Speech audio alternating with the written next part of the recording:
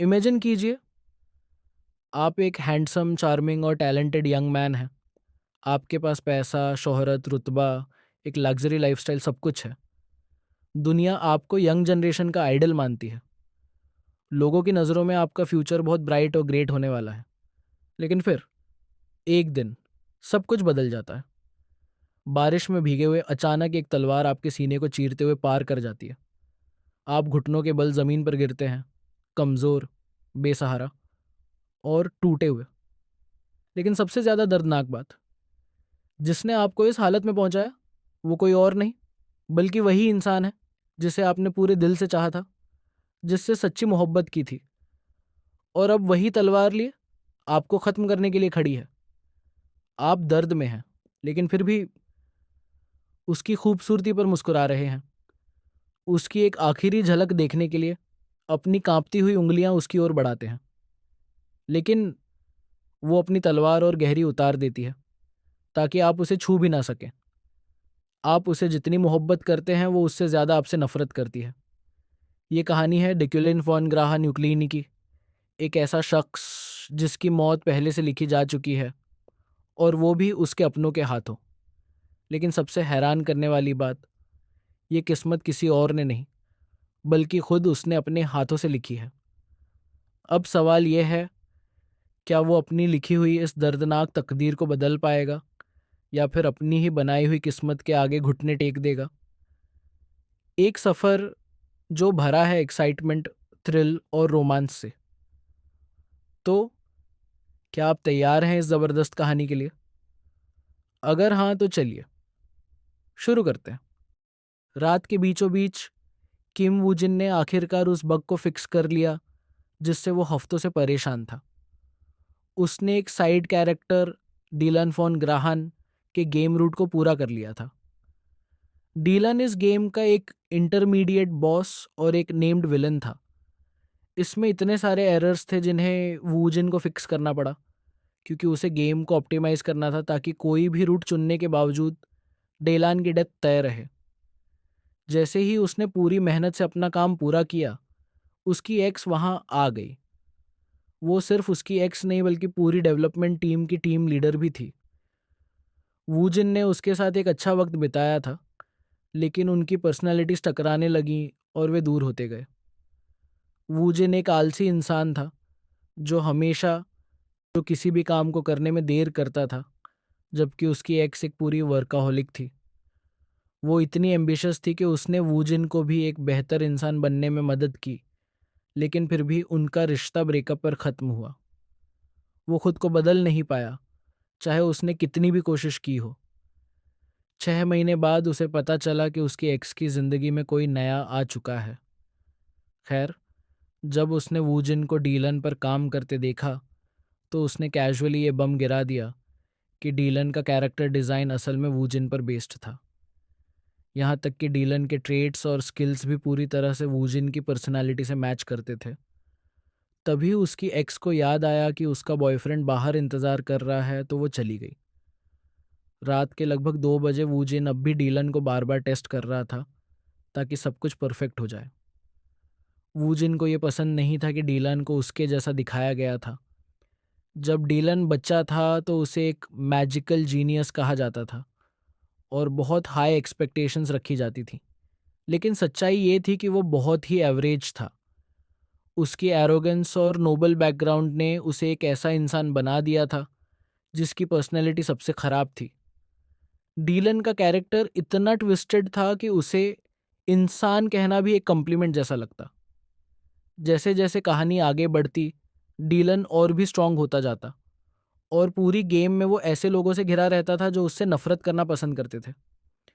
Woojin ने सोचा कि क्यों ना उसे कोई खास पर्सनैलिटी ट्रेट दिया जाए, कुछ ऐसा जो सिर्फ डीलान के पास हो। चूंकि ये विलन उस पर बेस्ड था, तो उसने एक नया एट्रीब्यूट ऐड किया, कॉम्प्रहेंशन।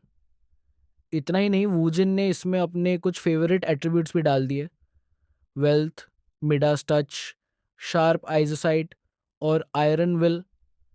उसे एहसास हुआ कि शायद उसने कुछ ज़्यादा ही ओवरबोर्ड कर दिया है, इसलिए उसने तुरंत डेलन को रिवर्ट करने का फैसला किया ताकि रिलीज डेट से पहले कोई नया बग ना आ जाए। लेकिन जैसे ही वो इसे फिक्स करने वाला था, उसे किसी से एक टेक्स्ट मैसेज मिला, बाहर देखो। वूजिन ने खिड़की से बाहर देखा तो आसमान में एक मैसिव होल था।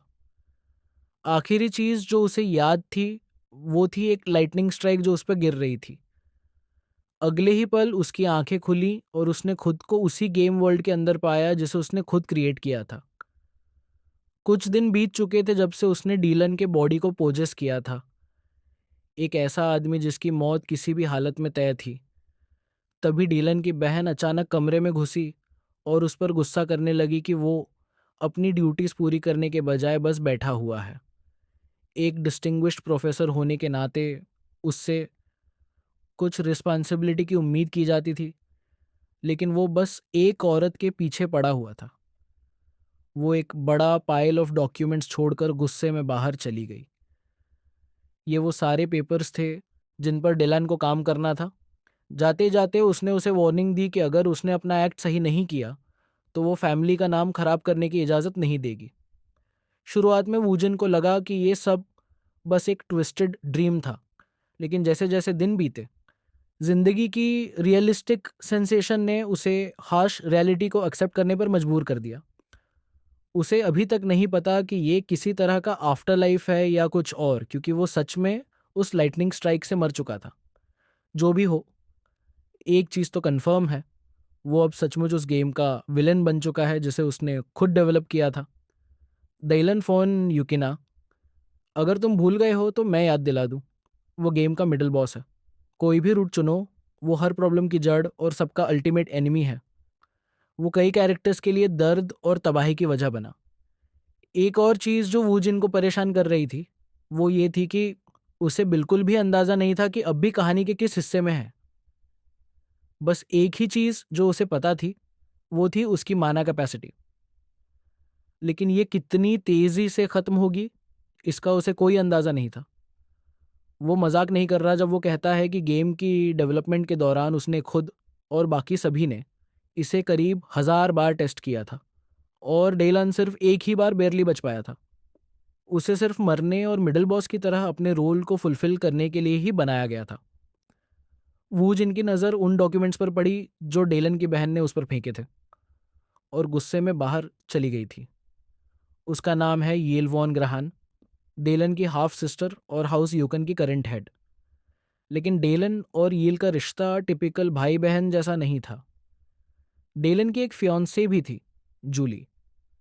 जिस तरह से यील ने जूली का नाम इतने खराब टोन में लिया, वूजिन को शक हुआ कि इन दोनों के बीच कुछ ज़रूर हुआ होगा। उसके हाथ में जो डॉक्यूमेंट था वो एक कॉन्ट्रैक्ट निकला। ऐसा लगता है कि डीलान पहले ही खुद को प्रोफेसर डीलन के तौर पर इम्पार्शल यूनिवर्सिटी में साइन कर चुका था, जो बेसिक मैजिक और माना माइंडसेट सिखाने के लिए रिस्पॉन्सिबल थी।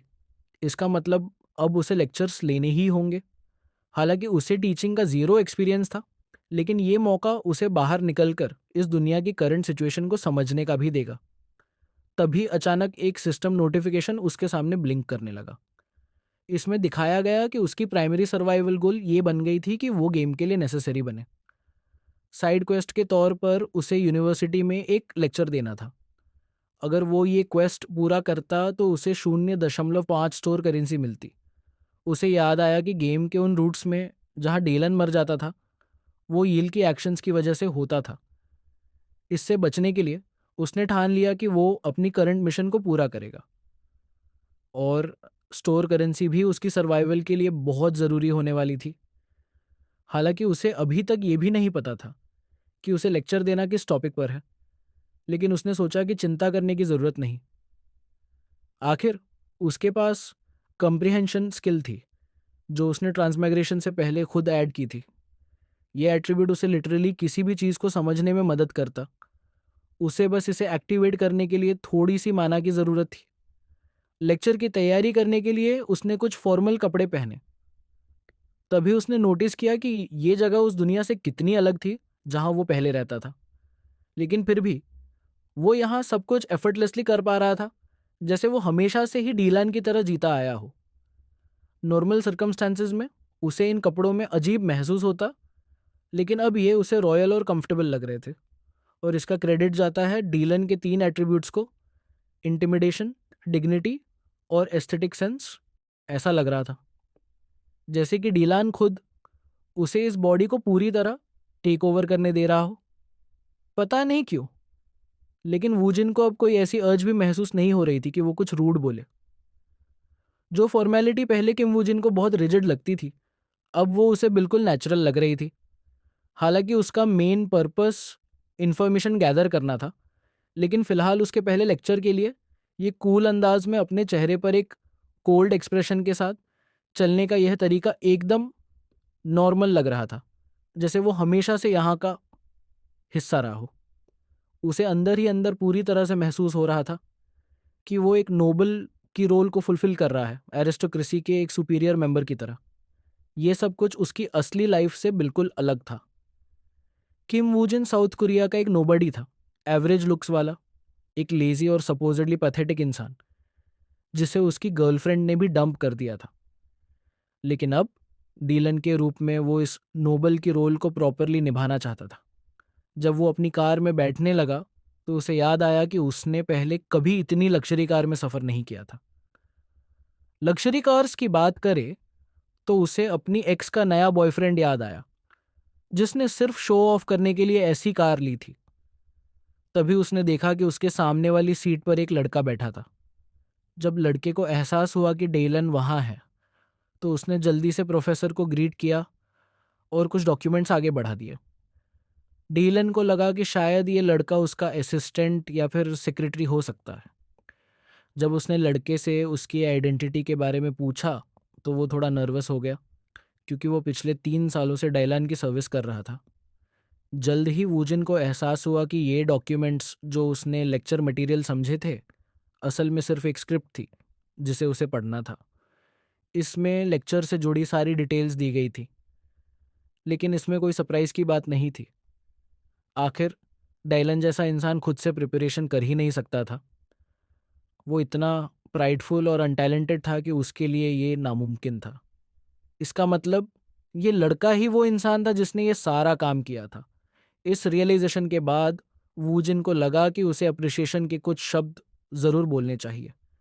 लड़का ये सुनकर हैरान रह गया, और तो और ड्राइवर भी चौंक गया कि उसका मास्टर पहली बार किसी को कुछ अच्छा कह रहा था।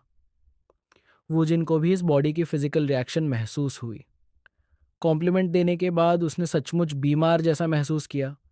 ये एक लिटरल फिजिकल रिएक्शन था। इससे उसे और भी ज़्यादा शक हुआ कि डेलान असल में कितना भयानक इंसान था। जब वो मैनर से निकला था तब भी उसे ऐसा ही सिकनिंग सेंसेशन महसूस हुआ था। ऐसा लग रहा था जैसे डेलान की कॉन्शियसनेस उसकी खुद की कॉन्शियसनेस में दखल देने की कोशिश कर रही हो। थोड़े सफ़र के बाद आखिरकार वो इंपीरियल यूनिवर्सिटी पहुंच गया। ये जगह पूरी तरह से लाइफ से भरी हुई थी। अब उसका अगला काम था वो जगह ढूंढनी जो डॉक्यूमेंट्स में लिखी थी, रोटियो हॉल। जब वो वहाँ पहुँचा तो देखा कि स्टूडेंट्स पहले से ही अपनी सीट्स ले चुके थे, और सरप्राइजिंगली वे प्रोफेसर डीलन के लेक्चर के लिए काफ़ी एक्साइटेड लग रहे थे। रूमर्स के मुताबिक डीलन स्पेल इंटरप्रिटेशन का मास्टर था, एक ऐसा टैलेंट जिसने उसे बचपन में चाइल्ड प्रोडिजी का टाइटल दिलवाया था।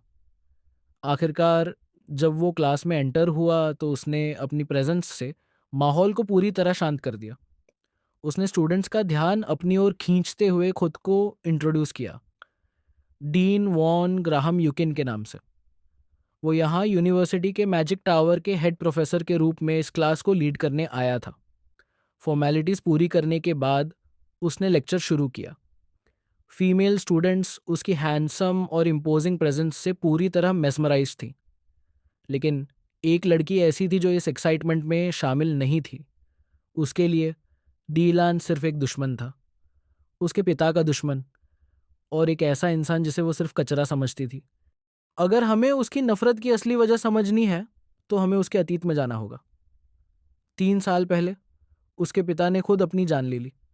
उन्होंने सालों तक खुद को स्पेल इंटरप्रिटेशन की रिसर्च में डुबो दिया था, लेकिन जब किसी ने उनकी थीसिस चुरा ली तो वह पूरी तरह टूट गए और आखिरकार सुसाइड कर लिया।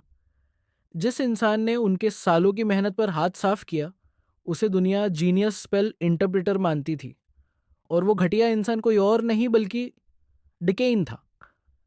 अपने पिता को खोने के बाद वो पूरी तरह टूट गई। धीरे धीरे सब कुछ चला गया, घर, जमीन और यहाँ तक कि रहने की जगह भी नहीं बची। वह पूरी तरह अनाथ हो गई। लेकिन उसने एक कसम खाई, एक वादा किया, उस घटिया इंसान से बदला लेने का। अपने उस वादे को पूरा करने के लिए उसने एम्पायर्स रॉयल यूनिवर्सिटी में एडमिशन लिया, जहाँ डुलिन एक प्रोफेसर था।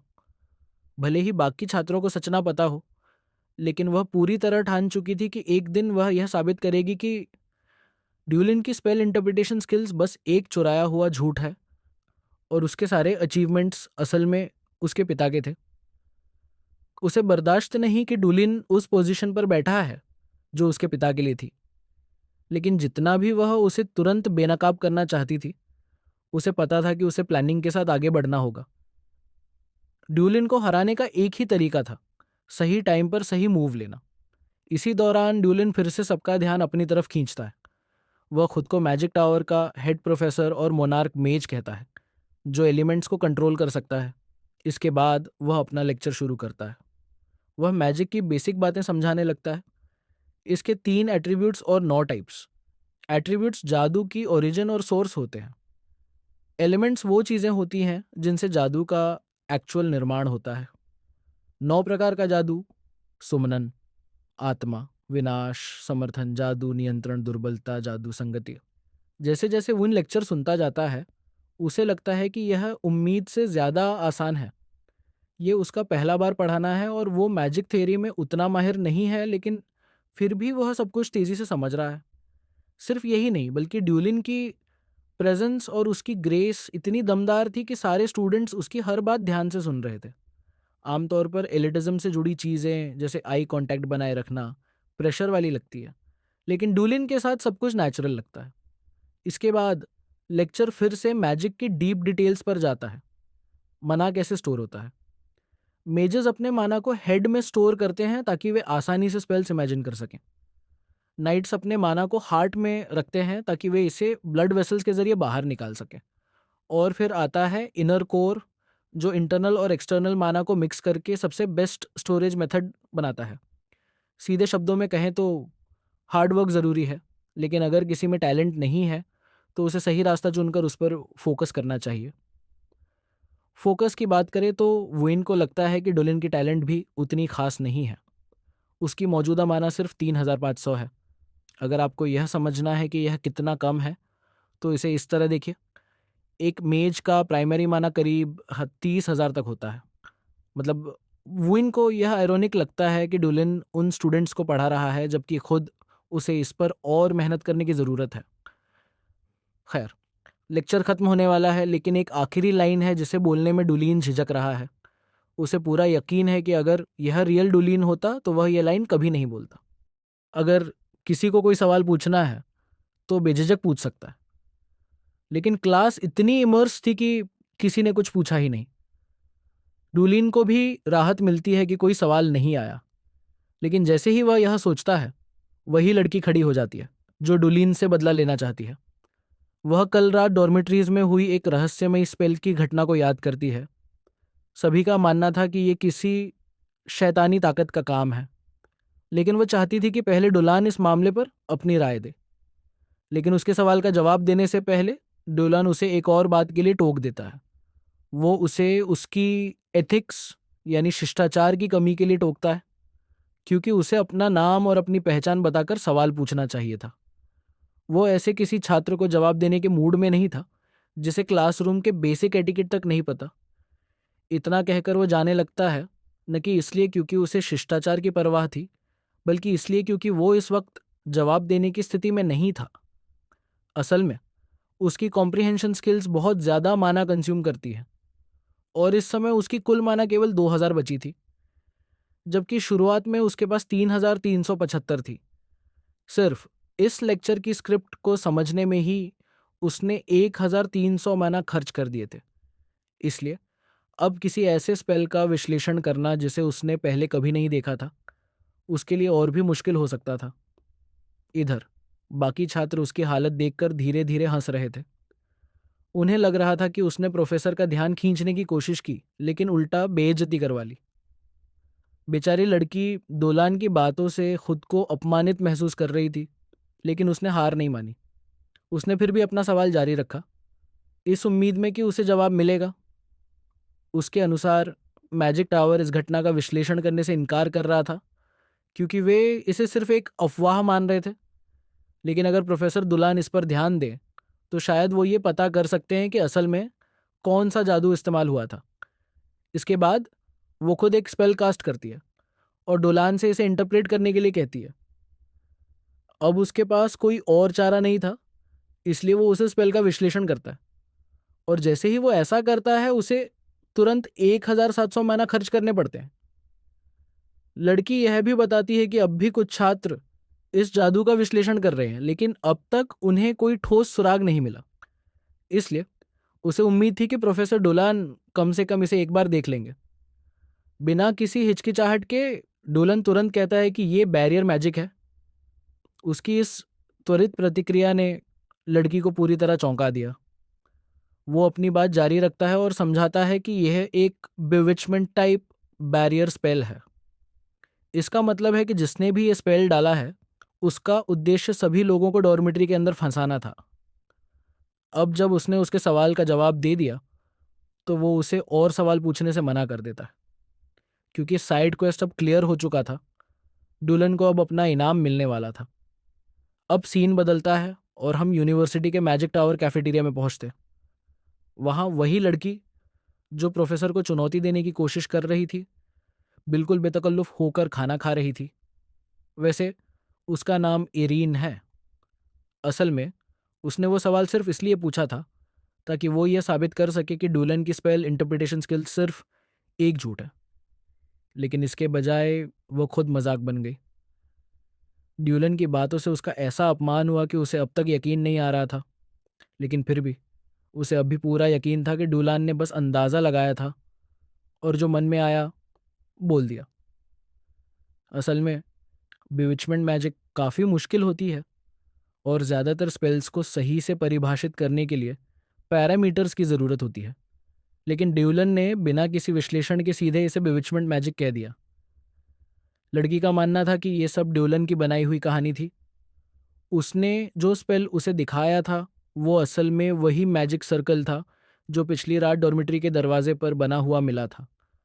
शुरुआत में सभी इस अनजान जादू को देखकर हैरान थे, लेकिन फिर यह नए छात्रों के लिए शोध का विषय बन गया। इसलिए ईरिन को पूरा भरोसा था कि ड्यूलान ने इसे बस यूं ही बिविचमेंट मैजिक कह दिया था। लेकिन तभी उसकी एक दोस्त भागते हुए उसके पास आती है और उसे बताती है, डॉर्मेट्री के दरवाजे पर जो जादुई चक्र बना था वो सच में बैरियर स्पेल था। छात्रों के कलेक्टिव रिसर्च के बाद ये सिद्ध हो चुका था। मतलब प्रोफेसर ड्यूलन की बात पूरी तरह सही थी। इरिन को अपनी कानों पर यकीन नहीं हो रहा था। उसे अब भी यह स्वीकार करने में परेशानी हो रही थी कि ड्यूलन सच में सही था। वो उसे एक महान स्पेल इंटरप्रेटर मानना ही नहीं चाहती थी। उसकी दोस्त, जो अब ड्यूलन की तारीफ करते नहीं थक रही थी, जाने से पहले इरीन को धन्यवाद देती है। अगर तुमने प्रोफेसर से सवाल नहीं पूछा होता तो हमें कभी जवाब नहीं मिलता। लेकिन एरिन अब भी आश्वस्त नहीं थी। उसे पूरा भरोसा था कि डुलन ने बस अंदाज़ा लगाया था और वो बस किस्मत से सही निकला। लेकिन जो चीज़ उसे और ज़्यादा परेशान कर रही थी वो ये थी, उसकी इस हरकत ने डुलन को और भी ज़्यादा मशहूर बना दिया था। अब हर कोई यह मानने लगा था कि डुलान एक असली जीनियस प्रोफेसर है। गुस्से में एरिन डुलान की सारी उपलब्धियों को पढ़ने के लिए एक डॉक्यूमेंट निकालती है। अगर उसे अपने दुश्मन को हराना है तो पहले उसे पूरी तरह समझना होगा। अगर तुम अपने दुश्मन और खुद को अच्छे से जानते हो तो तुम कभी हारोगे नहीं। अब उसने ठान लिया था, अगर उसे रोज़ उस घटिया इंसान का सामना करना पड़े तो भी वो एक दिन उसका पर्दाफाश करके उसकी इज्जत मिट्टी में मिला देगी। स्किप मत कीजिएगा। हेलो दोस्तों, पहले मेरी बात सुन लीजिए। मैं जानता हूँ आप लोगों से बिलियनियर रिबनस एक पोर बेबी के पार्ट 23 के आने का इंतज़ार कर रहे हैं। आपको पार्ट 23 जल्द ही चैनल पर देखने को मिलेगा। और हाँ, हमारी नई स्टोरी के बारे में कमेंट सेक्शन में अपना ओपिनियन देना मत भूलिएगा। फिर मिलते हैं अगले पार्ट में। दोस्तों, माफ़ कीजिएगा मैं फिर से आपका टाइम ले रहा हूँ, लेकिन अगर आपको ये स्टोरी एक्सप्लेनेशन अच्छी लग रही हो तो प्लीज़ चैनल को सब्सक्राइब और वीडियो को लाइक और कमेंट और शेयर करना ना भूलें। धन्यवाद।